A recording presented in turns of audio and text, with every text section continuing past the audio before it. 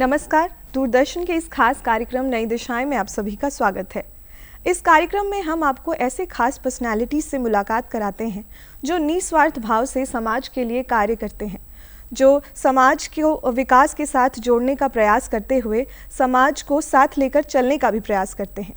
इसी कड़ी में आज हमारे साथ मौजूद हैं धीरज डैनियल होरो, जो फिया फाउंडेशन यानी कि पार्टनरिंग होप इनटू एक्शन के फाउंडेशन के राज्य प्रबंधक हैं, जो संस्थान के ज़रिए समाज के कई लोगों के लिए कई तरीके से काम कर रहे हैं, साथ ही उनके विकास के लिए कार्य कर रहे हैं, समाज के विकास के लिए कार्य कर रहे हैं और साथ ही स्थानीय स्वशासन से परिस्थितिकी संतुलन लाने का भी प्रयास कर रहे हैं। और ये सब किस तरीके से मुमकिन हो पा रहा है, कैसे वो ये कार्य कर पा रहे हैं और इसमें संस्थान का क्या योगदान है, ये सब कुछ जानने के लिए आइए उनसे बात करते हैं। तो सबसे पहले सर, आपका हमारे इस खास कार्यक्रम में बहुत बहुत स्वागत है। थैंक यू जी सर, मैं चाहूँगी कि आप हमारे दर्शकों को ये बताएं कि फिया फाउंडेशन यानी कि पार्टनरिंग होप इनटू एक्शन क्या है। ओके सर्वप्रथम मैं दूरदर्शन का आभार व्यक्त करना चाहूँगा, जो ये मौका मिला है, अपॉर्चुनिटी मिली है, जिसके माध्यम से मैं आप जो दर्शक हैं उन तक अपनी बात पहुंचा पा रहा हूं। और ये एक अहम विषय है हमारी संस्था के लिए, मेरे लिए व्यक्तिगत रूप से। तो इस पर जो मेरे विचार होंगे वो दूसरे लोगों तक पहुंचेंगे, तो इसके लिए मैं आभार व्यक्त करना चाहूँगा। मेरा जुड़ाव जो आपने कहा, partnering hope into action foundation, फिया एक राष्ट्र स्तरीय संस्था है जी। भारत में इसका रजिस्ट्रेशन ट्रस्ट के रूप में हुआ है, तो ये ट्रस्ट है और इसकी शुरुआत से मैं इस संगठन के साथ रहा हूं। और वर्तमान में जैसा आपने बताया, मैं राज्य प्रबंधक की जिम्मेदारी झारखंड राज्य के लिए मेरी है इस संगठन में। इसकी जो शुरुआत जो हुई वो बहुत एक छोटा सा शुरुआत था, जिसमें हम लोगों ने दिल्ली NCR रीजन में कुछ स्लम्स एरिया में कुछ बच्चों को आउटरीच प्रोग्राम पढ़ाने का प्रयास किया और जो स्कूल ड्रॉप आउट्स थे उनको शामिल करने का प्रयास किया। तो यहाँ से हमारी संगठन की शुरुआत हुई और आज के डेट में अगर देखा जाए वर्तमान में, तो फिया फाउंडेशन के काम का विस्तार आज हम लोग देख सकते हैं 8 राज्यों में है और 2 यूनियन टेरिटरीज़ में है, जिसमें झारखंड भी एक राज्य है जो उसमें शामिल है जी। और झारखंड में हम लोग 10 जिलों में काम कर रहे हैं। करीब 500+ विलेजेस हमारे काम के दायरे में आते हैं झारखंड में। तो यहाँ खास करके जो झारखंड या फिया का जो काम है उसके विषय में मैं थोड़ा आप लोगों को बताना चाहूँगा। सर्वप्रथम फिया जो है, इसकी जो शुरुआत थी, इसमें जो फाउंडर मेंबर्स थे या संस्थापक, उनकी सोच ये थी, और ये सोच से मैं भी एग्री करता हूँ, कि गरीबी सिर्फ आर्थिक कारणों से नहीं है, लेकिन एक सामाजिक पहलू भी है। आदमी की सामाजिक पहचान भी एक इम्पॉर्टेंट या महत्वपूर्ण भूमिका रहती है कि आदमी का स्तर, आदमी कैसे अपॉर्चुनिटीज़ को एक्सेस कर सके, उसका जीविकोपार्जन कैसा हो रहा है, उस पे वो है, उस पे उनका जो सोशल स्ट्रक्चर है जो वो एक इम्पॉर्टेंट रोल प्ले करता है।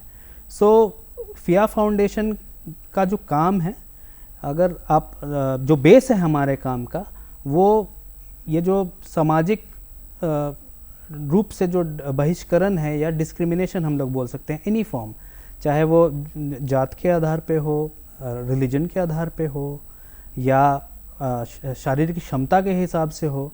सो इन विषयों को हम लोग चाह रहे हैं कि समाज में एक अच्छा मैसेज हम लोग देने का प्रयास करें और इक्वालिटी, इक्विटी लाने की हम लोगों का प्रयास है। और झारखंड में विशेष करके जो जनहित के मुद्दे हैं, जैसे आप जानते हैं झारखंड राज्य जो है वो जल जंगल ज़मीन से घिरा हुआ है ना। आदिवासी बहुल राज्य हम लोग इसको कहते हैं, 5वीं अनुसूचित क्षेत्र हैं। तो इस स्थिति में हमारा जो मुख्य काम यहाँ पर है वो जल जंगल ज़मीन से ही जुड़ा हुआ है। और यहाँ पर जो परंपरागत रीति से जो चल रही है जो व्यवस्था, जिसको ग्राम सभा का नाम दिया गया है, और इसके साथ जो प्रोग्रेसिव लेजिस्लेशंस है, जैसे झारखंड पंचायती राज एक्ट, पेसा एक्ट, उसके तहत हम लोग ग्राम सभाओं को और पंचायतों को सशक्त बनाने का प्रयास एक हमारा एक कोर विषय है। साथ ही साथ यहाँ चूँकि जलवायु परिवर्तन हम लोग देख पा रहे हैं जी। कि उसका रिज़ल्ट या उसका इफ़ेक्ट हम लोग देख रहे हैं, कहीं सूखा है, कहीं गर्मी है, और जो मौसम है उस हिसाब से हम लोग वहाँ पर नहीं देख पा रहे हैं कि मौसम के हिसाब से बारिश हो, मौसम के हिसाब से जाड़ा हो। तो इसका प्रभाव, दुष्प्रभाव जो है वो खेती पे पड़ रहा है। बिल्कुल। और खेती पड़ रहा है तो खेती आज एक रिस्की चीज़ें हो गई हैं। बिल्कुल, बिल्कुल। कि लोग इसमें इन्वॉल्व होंगे, फसल मिले ना मिले। तो अश्योर्ड सोर्स ऑफ इनकम के लिए, या हम बोलें कि जहाँ उनको लगता है कि हमको अश्योर्ड इनकम होगा, वो श्योरिटी देने हाँ, का प्रयास श्योरिटी, करती जी हैं। जी जी बिल्कुल। जहाँ श्योरिटी है, जैसे ब्रिक क्लीन में काम करना, ईंट भट्टा में चले जाना, बाहर चले जाना, मजदूरी काम करना, तो ये सब में एक इसको वो बढ़ावा दे रहा है वर्तमान एनकरेज से। कर रहे हैं। हाँ, बिल्कुल। तो एक माइग्रेशन और जीविका के ऊपर भी हमारा एक महत्वपूर्ण काम है झारखंड में। या जी। तो सर, काफ़ी कुछ बताया आपने, और इसके अलावा कई पहलुओं पर भी आपने कि मतलब आप किन किन चीज़ों पर काम करते हैं इसकी भी जानकारी दी। सबसे पहले तो सर आप हमारे दर्शकों को ये बताइए कि इससे ले करके आपने कितनी जगहों पर काम किया, मतलब कौन कौन सी ऐसी जगहें हैं और जो खास विशेष जिस पर जो आपको ध्यान है, जिसको लेकर के आपकी संस्था ने काम किया हो। जी, थैंक यू।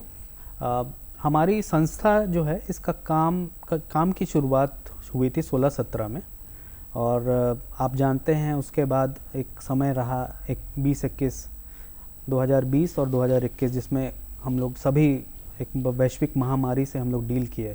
उसमें स्थितियां डिफरेंट थी जी। तो हमारा काम जो है बहुत पुराना नहीं है। फिया अभी भी एक ग्रोइंग ऑर्गेनाइजेशन है, बढ़ रहा है जी। अपने अपने साथ चीज़ों को, मुद्दों में ग्रो कर रहा है, संख्या में ग्रो कर रहा है, क्षेत्र में ग्रो कर रहा है। सो अभी हमारा जो काम, जैसे मैंने कहा था, 8 राज्य हैं, तो 8 राज्यों की अगर हम बात करें तो हमारा जो काम है वो झारखंड में है, हमारा काम बिहार में है, हमारा काम यूपी में है, हमारा काम एमपी में है, और साथ ही साथ हम लोग उधर लेह लद्दाख और हम लोग पठानकोट में भी हमारा काम का विस्तार है। और लेह लद्दाख में जो काम है वो काफ़ी बॉर्डरिंग एरियाज़ में है, जहाँ पर हम लोग एग्रीकल्चर वैल्यू चेन को लेकर के काम कर रहे हैं, कि क्योंकि वहाँ की स्थिति डिफरेंट है। वहाँ करीब 6-7 महीने जैसा काम नहीं हो पाता है, क्योंकि सतह जो है बर्फ़ से ढकी होती है। जी। तो वैसे में वेजिटेबल का जो अभी वर्तमान मार्केट है उसमें शॉर्टेज है, बाहर से लाया जाता है। तो हम लोग पॉली हाउसिंग और अलग टेक्निक्स का वहाँ इंट्रोडक्शन कर रहे हैं, ताकि वहाँ के किसान थोड़ा अपना इस अवधि को बढ़ा सकें और जो लोकल सप्लाई है उसको मीट करके अपना इनकम प्राप्त कर सकें। पठानकोट में सिमिलरली हमारा जो प्रयास है वो है, पंजाब में हमारा प्रयास है पल्प वैल्यू चेन को प्रमोट करना। तो उसका यूनिट एस्टेब्लिशमेंट, जो उत्पाद वहाँ होते हैं उसको प्रोसेसिंग करके उसका पल्प निकालना, जूस, तो इस तरह का काम हमारा है। और इसमें हम चाह रहे हैं, हमारा जो सभी जगह जो हमारा काम है, सभी राज्यों में हम लोग विषय पे इस फोकस करते हैं कि कैसे जो जानकारी है वो कितना ज़्यादा से ज़्यादा समुदाय या जो उत्पादक हैं, जो प्रोड्यूसर हैं, जैसे हमारे श्रमिक हों, हमारे मजदूर हों या हमारे किसान हों, तकनीक का कितना पहुंच उन तक हो पा रहा है, और वो तकनीक को ओन करें, बाहरी चीज़ों पे निर्भर ना हो। क्योंकि हमारा उद्देश्य ये है कि हम जब उनके साथ जुड़ें तो हम उनके संगठनों को, और वहाँ जो जैसे फार्मर्स ऑर्गेनाइजेशन है, कहीं स्वयं सहायता समूह है, तो इस तरह के संगठनों को हम लोग सशक्त बनाते हुए ऐसी कोशिश हमारी रहती है कि कुछ साल बाद हम उसमें एक निरंतरता देखना चाह रहे हैं, सस्टेनेबिलिटी देखना चाहते हैं, कि वो प्रयास जो हमने शुरू किया उसको समुदाय ने कैसे ओन किया और उसको लेकर के आगे बढ़ रहे हैं, और क्या बदलाव आ पाए। जी। तो सर, जैसे कि आपने ये भी बताया, और एक तरह से कि वेदर को देख करके भी आप लोग, मतलब इकोलॉजिकल बैलेंस की जैसे हमने बात की, उस तरह से भी आप लोग उसको ध्यान में रख कर समाज के लोगों की आप सहायता कर रहे हैं। तो सर, आपने इस दौरान बताया कि आप इक्वालिटी और इनइक्वालिटी के ऊपर भी आप बता रहे थे। तो इनइक्वालिटी मतलब आप किस कॉन्टेक्स्ट में, आप हमारे दर्शकों को समझाइए कि किस कॉन्टेक्स्ट में आप उनकी सहायता कर रहे हैं और किस चीज़ को लेकर के आप बात कर रहे हैं। ओके, थोड़ा सा ये क्वेश्चन बहुत गहरा है जी। इसको समझने की ज़रूरत है। मैं चाहूँगा कि थोड़ा सरल शब्दों में इस विषय को समझाने का प्रयास करें। जी बिल्कुल। जैसे गैर बराबरी है, एक उदाहरण आप ले सकते हैं। कहीं अगर कोई काम है, कोई जैसे गांव में हम लोग देखते हैं कि अगर कुछ लोकल काम होता है तो मजदूरी दर जो है वो महिलाओं के लिए अलग होती है, पुरुषों के लिए अलग होता है। लेकिन यहाँ समझने वाली बात है, जिस थॉट से जो मैं आ रहा हूँ उसमें मैं ये देख पा रहा हूँ कि प्रकृति ने पुरुष और महिला को अलग अलग तरह से बनाया। थोड़ा सा डिफरेंस है, हो सकता है पुरुष ज़्यादा सक्षम हो किसी चीज़ को करने में, तो हमको ये समझने की ज़रूरत है कि ये जो वेज है ये बराबर हो, उनकी काबिलियत के हिसाब से हो, उनकी क्षमता के हिसाब से हो। तो ये एक इम्पॉर्टेंट पहलू है जिससे हम लोग समाज में कम्युनिकेट करना चाहते हैं। यूजुअली हम देखे हैं, समझ पा रहे हैं कि लोग बोलते हैं कि ये महिला है 8 घंटे में इतना ही कर पाएगी तो इसके लिए कम करना है, पुरुष 8 घंटे में इतना कर सकता है इसलिए ज़्यादा है। तो ये एक तरह से मेरे हिसाब से जो हमारी संस्था के जो विचारधारा है उसमें इक्वालिटी जो है वो ऐसे इस तरह से नहीं होना, जेंडर बेस्ड डिवीजन नहीं होना चाहिए। साथ ही साथ हम लोग देखते हैं कि कई जगहों में परवरिश, हालांकि आज भी समय माहौल बदल रहा है, लेकिन फिर भी परिवार में अब पेरेंटिंग जैसे करते हैं तो हो सकता है लड़के बच्चों को ज़्यादा ध्यान, लड़की बच्चों को कम, है ना, इस तरह के अपॉर्चुनिटीज़। तो ये एक तरह का जेंडर बेस्ड डिवीज़न है। हमारे समाज में कुछ इस तरह के भी हम लोग समस्या देखने को मिलता है कि अगर आप जैसे मैं अपना खुद एक अनुभव रखना चाहूँगा। ये बहुत साल पुरानी बात है। मैं कहीं ट्रैवल कर रहा था आउट ऑफ झारखंड और बस में मेरे एक साथी थे। सो मेरे पास खाने की कुछ सामग्री थी, हम लोग दोनों मिल करके खा रहे थे उसे। अचानक उन्होंने मुझसे पूछा कि भाई आप किस राज्य से हो? तो मैंने बोला मैं झारखंड से हूँ। तो जैसे झारखंड का नाम उन्होंने सुना ना तो उनके चेहरे पे अजीब सा एक्सप्रेशन आया और उन्होंने बात करना और लेन देन करना बंद कर दिया। उसके बाद और कोई बातें नहीं हुई। तो वो इस तरह का जो एक माइंडसेट है कि अगर व्यक्ति यहाँ से है या व्यक्ति इस समुदाय से बिलोंग करता है तो ये एक्सपेक्टेड है उनके साथ, वो मान चुके हैं, इंटरनलाइज कर रहे हैं कि यही एक्सपेक्टेड बिहेवियर है। तो इस तरह से एक हम लोग देखते हैं कि लोगों को साथ लाना जो कि बहुत विकास के लिए बहुत ज़रूरी है, तो उसमें हम लोग फेल होते हैं अगर हम इन सेंसिटिव चीज़ों को ना लें, क्योंकि लोगों का साथ बहुत ज़रूरी है। जैसे मैंने पहले भी बताया, हम लोग स्थानीय स्वशासन ग्राम सभाओं के तहत ज़्यादा प्रयास कर रहे हैं कि यहाँ जो इकोलॉजिकल सिक्योरिटी हो सके, जो हमारा इकोलॉजी है उसमें एक संतुलन आ सके, जो कि कई तरह के कार्यों से वो अभी गलत तरीके से प्रभावित है जी।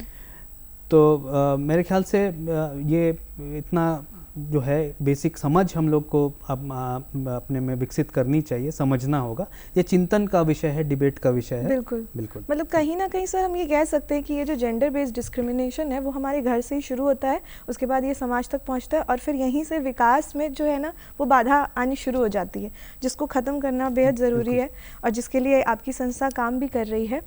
सर जैसे कि इकोलॉजिकल बैलेंस की हम बात कर रहे हैं तो मैं उस पर आना चाहूँगी कि इकोलॉजिकल बैलेंस में तो काफ़ी कुछ आता है। जैसे आपके अनुसार झारखंड में, क्योंकि हम झारखंड के संदर्भ में बात कर रहे हैं, तो फॉरेस्ट राइट एक्ट झारखंड के लिए क्यों ज़रूरी है? बिल्कुल सही आपने विषय को समक्ष रखा है, क्योंकि अभी झारखंड राज्य और झारखंड स्टेट सरकार की एक प्रायोरिटी है कि वनाधिकार कानून का क्रियान्वयन कैसे सुदृढ़ किया जा सके जी। और इसको लेकर के कुछ समय पहले सरकार ने अबुआ बीर अबुआ दिशुम कैंपेन लॉन्च किया है, जो सिविल सोसाइटी और सरकार दोनों का साझा प्रयास है। और इसकी पहल में फिया फाउंडेशन, अभी डिपार्टमेंट ऑफ वेलफेयर जो हमारा जो कल्याण विभाग है उसके जो आदिवासी कल्याण आयुक्त हैं उनके ऑफिस में ही एक FRA सेल का स्थापना किया गया है, जो इस मुद्दे को और इसको आगे बढ़ाने में हमारा पूरे राज्य को दिशा निर्देशन कर रहा है। सो FRA की रेलेवेंस की अगर हम बात करते हैं यहाँ पे, तो जैसा मैंने पहले ही बताया कि झारखंड में जो है वन क्षेत्र और वन पर निर्भर लोगों की संख्या काफ़ी है जी बिल्कुल। और अगर आप हिस्टोरिकली देखेंगे, पुरानी बातें देखेंगे, इवन ब्रिटिश रूल से पहले तो लोग जंगल पर ही निर्भर थे। कई लोगों ने जंगल को क्लियर किया और उसको खेती लायक भूमि बना करके उसमें खेती भी किया। और ये स्थिति तब बिगड़ी जब इंडियन फॉरेस्ट एक्ट जो है 1927 में, या उसके पहले भी जब ब्रिटिश रेजिम थी, उसके पहले जब लकड़ी की ज़रूरत पड़ी एंड इसको रिसोर्स के रूप में देखा गया। मेरा मानना है जो जंगल में रहने वाले जंगल क्षेत्र में रहने वाले लोग हैं, आदिवासी हों या अन्य परंपरागत निवासी या जो भी वन पर निर्भर लोग हैं, वो वन को एक रिसोर्स के रूप में नहीं देखते हैं, उसको एक धरोहर के रूप में देखते हैं। तो ये डिफरेंस जो है, ये डिफरेंस बहुत ही इम्पैक्ट करता है कि आप क्या हैं, बिकॉज रिसोर्स का हम लोग एक्सप्लॉइट करते हैं, उसका यूज़ करते हैं, उसको हम लोग खरीद बिक्री करते हैं। बट जहाँ धरोहर की बात होती है, मेरे ख्याल से कोई इस बात को नहीं मानेगा कि धरोहर बिकाऊ है, उसको उसके साथ कोई छेड़छाड़ नहीं की जा सकती है। सो ये रिश्ता जो था लोगों का जंगल से वो डिस्टर्ब हुआ जब उनको कहा गया कि भाई ये जंगल में हमारा यानी स्टेट का अधिकार है, आप कुछ चीज़ें ले सकते हैं या आप इसमें दखल मत कीजिए। जब इनको जंगल से धकेला गया तो गरीबी का जो दर है वो बढ़ा, क्योंकि हमारी जो हम देखते हैं कि हमारा आज भी हमारी जो आजीविका है ग्रामीण क्षेत्रों में, खास करके आदिवासी बहुल क्षेत्रों में जहाँ जंगल हैं, 5वीं अनुसूची वाले क्षेत्र, वहाँ पर लोग आज भी वन संपदा पे आश्रित हैं, है ना। वन उनको कई तरह के साग सब्जी प्रोवाइड करता है, जो प्रकृति जो इसको प्राकृतिक रूप से जो उपजती है वहाँ पे, उसको मेहनत नहीं करना है, वो भगवान ने आपको, प्रकृति ने आपको वहाँ दिया हुआ है वो वन उत्पाद। उसी तरह से मेडिसिनल प्लांट्स, हर्बल प्लांट्स जिसका उपयोग लोग करते हैं, हर्बल मेडिसिन्स के प्रैक्टिशनर्स हैं, उनकी आजीविका भी वन पे जुड़ी हुई है। और साथ ही साथ अगर हम जो फल फूल देखें, जो जिसको हम लोग नॉन टिम्बर फॉरेस्ट प्रोड्यूस भी बोलते हैं, है ना, लघु वन उपज, जैसे इमली हो गया, महुआ हो गया, तो ये सारी चीज़ें जो हैं ये हमारे जीविका का और खाद्य सुरक्षा का एक अहम हिस्सा है जी। तो जो वनाधिकार कानून है, वनाधिकार कानून 2005 जो है, 2006 जो ये कानून है, इस कानून में ये कहा गया है कि हिस्टोरिकली या ये जो इनजस्टिस हुई है कि लोगों को जंगल के साथ जो उनका जो रिश्ता था, वो रिश्ता को तोड़ा गया और उससे स्थिति ठीक नहीं हुई, उससे जंगल में भी इफेक्ट पड़ा और लोगों में भी इफेक्ट पड़ा। तो इस हिस्टोरिकल इनजस्टिस को अंडू करने के लिए, उसको विपरीत स्थिति में लाने के लिए वनाधिकार कानून का इंट्रोडक्शन हुआ। और ये एक अहम कानून है और एक झारखंड के कंटेक्स्ट में, कंसिडरिंग कि यहाँ जो है करीब 14,000 गांव जो हैं, अगर दिखें हम लोग तो 14,000 गांवों में ऐसे हमारे वन आधारित क्षेत्र हैं जहाँ पर वन पर आश्रित लोग हैं, जिनकी आजीविका वन पर आश्रित है। और ये उनके साथ ये सिर्फ आजीविका ही नहीं, एक कल्चरल सिग्निफिकेंस भी है जंगलों का, है ना। कुछ जैसे आप जानते हैं कई सारे त्यौहार मनाए जाते हैं। सखुआ एक इम्पॉर्टेंट पेड़ है जहाँ पर जिसकी पूजा होती है, हाँ, बिल्कुल की पूजा होती है। उसके जो फूल है उसको हम लोग जब सरूल होता है उसका उपयोग किया जाता है उसमें। और इसी तरह से कई ऐसे रिचुअल्स हैं और ये है जिसमें जंगल हमारा या आदिवासी लोगों का एक अहम जिंदगी का हिस्सा है। तो ये जब एक्ट जो है ये वापस उसको रिकग्नाइज कर रहा है। इसके पहले वो रिश्ता था, वो रिश्ता टूटा, लेकिन ये एक्ट के आने से अब लोगों को दो तरह के अधिकार या मिल पा रहे हैं। हाँ, बोले इंडिविजुअली, जैसे किसी को व्यक्तिगत अधिकार है तो उसको व्यक्तिगत पट्टा, किसी पूरे एक गांव का अधिकार है तो उसको सामुदायिक पट्टा, तो इस तरह से देने का प्रयास है। तो इस एक्ट में हम लोगों को अकाउंटेबल बना दे रहे हैं। हम बोल रहे हैं कि ये जंगल रिकग्नाइज कर रहे हैं, ये जंगल आपका है, उसके लिए हम पट्टा दे रहे हैं। हम पूछ सकते हैं आने वाले समय में कि अगर जंगल की स्थिति को ठीक करने के लिए आपने क्या किया है, तो वहाँ पर एक जवाबदेही आएगी। और मेरा मानना है कि जब ये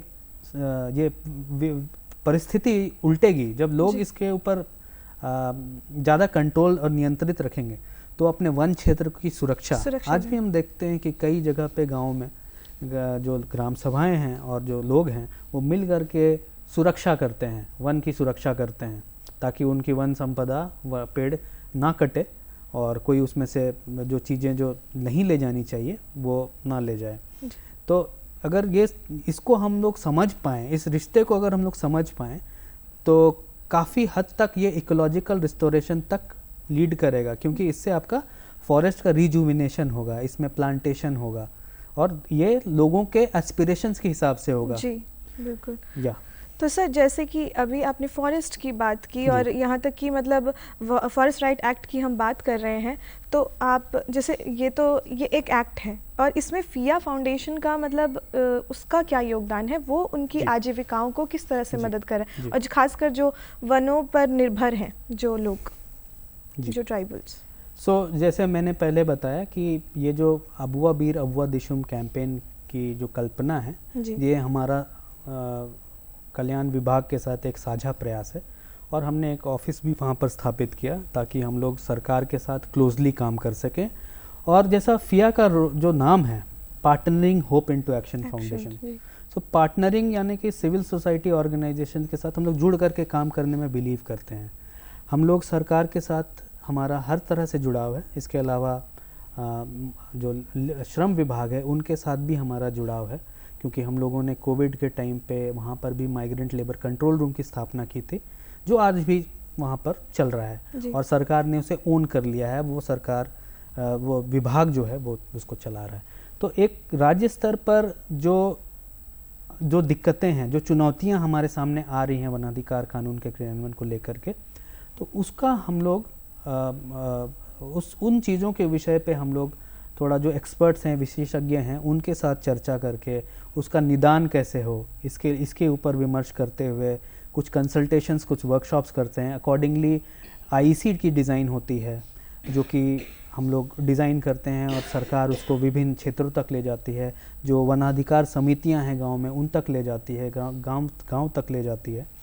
और इसी क्रम में जो क्षमता का गैप्स हम लोग जो देखते हैं इस एक्ट को समझ पाना, तो वो गैप भी हम लोग फुलफिल करने का कोशिश करते हैं थ्रू सिविल सोसाइटी ऑर्गेनाइजेशंस या हमारे जो डिफरेंट लेवल्स ऑफ जो एडमिनिस्ट्रेशन है, ब्लॉक एडमिनिस्ट्रेशन हो, जिला एडमिनिस्ट्रेशन हो, तो इसके माध्यम से हम लोग अपनी बात को रख रहे हैं ताकि एक साझा और सही और स्पष्ट समझ सब में बन पाए, ताकि इसका क्रियान्वयन हो। तो ये हमारी जो भूमिका अभी वर्तमान में है इसको क्रियान्वयन के लिए।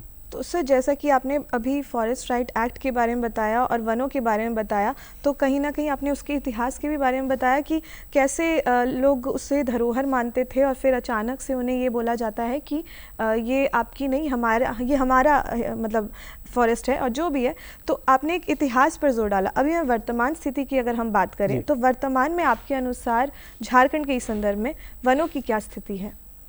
झारखंड में अभी जो देखा जा रहा है विभाग और अभी कैंपा एक विशेष स्कीम आने से और लोगों का उसमें जुड़ाव जो है, तो उसके आने से हम लोग जो बीच में जो डिटोरिएशन था या जो स्थिति थी, उससे हम लोग इम्प्रूवमेंट की दिशा में हैं।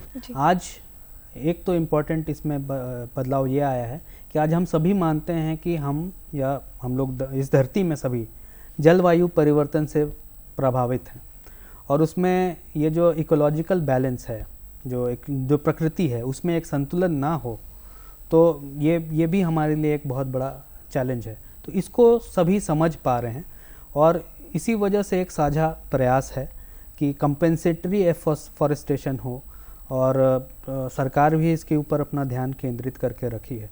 तो ये मेरा मानना है कि जो भी हमने खोया है, उसको हम अभी पाने की दिशा में हम कदम बढ़ा चुके हैं। जी, जी।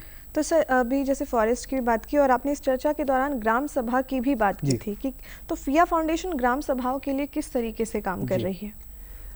फिया फाउंडेशन जो है वो जैसा मैंने 2 एक्ट्स का जिक्र किया था, जो प्रोग्रेसिव लेजिस्लेशंस है, जो ग्राम सभा को एक इकाई के रूप में देखते हैं, एक स्टैट्यूटरी या मैंडेटेड बॉडी के रूप में देखते हैं, तो वो झारखंड पंचायती राज एक्ट है और पेशा हैं। और साथ ही साथ आप देखेंगे हिस्टोरिकली ये जो ग्राम सभाएं हैं ये होती रही हैं।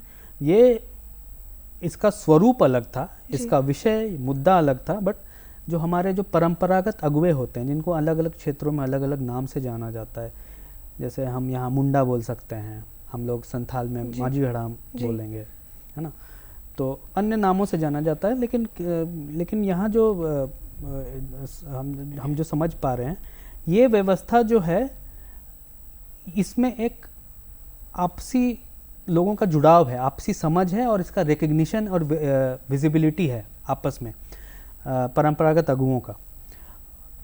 तो हम लोग उनके साथ जुड़कर हम लोगों की ये कोशिश है कि ग्राम सभा अपनी जिम्मेदारियों को समझ सके और अपने गांव के लिए कार्यपालिका, विधायिका और इवन एग्जीक्यूटिव ये बन सके। जी, तो बहुत ही महत्वपूर्ण जानकारी दी सर आपने, और इस कार्यक्रम में आकर के अपनी इतनी ज़रूरी बातें बताई, इकोलॉजिकल बैलेंस को लेकर के आपने बताया हमारे दर्शकों को, और इस कार्यक्रम में आने के लिए भी आपका बहुत बहुत धन्यवाद। जी, तो जैसा कि सर से हमने बात की और सर ने बताया कि कैसे फिया फाउंडेशन की शुरुआत हुई, किस तरीके से ये काम करती है, किस तरह से ये लोगों की सहायता कर पा रही है, आगे क्या लक्ष्य है, इसका भी जिक्र किया उन्होंने, और साथ ही साथ कैसे वो आजीविकाओं के लिए, लोगों की आजीविकाओं में मदद कर रही है और आगे उनका क्या लक्ष्य है, इसके भी बारे में उन्होंने विस्तार पूर्वक जानकारी दी। तो इसी के साथ नई दिशाएं के अगले अंक में फिर मिलेंगे हम। अभी दीजिए हमें इजाज़त, तब तक के लिए नमस्कार।